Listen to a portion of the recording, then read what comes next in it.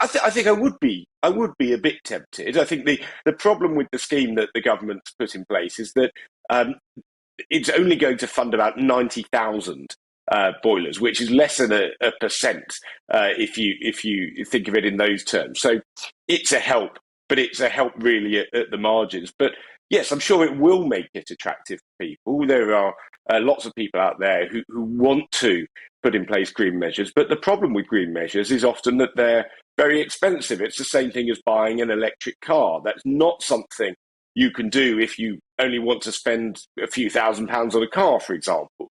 So I think this is a good measure, but I don't think this is going to be the thing that's going to get us to net zero or solve the climate crisis.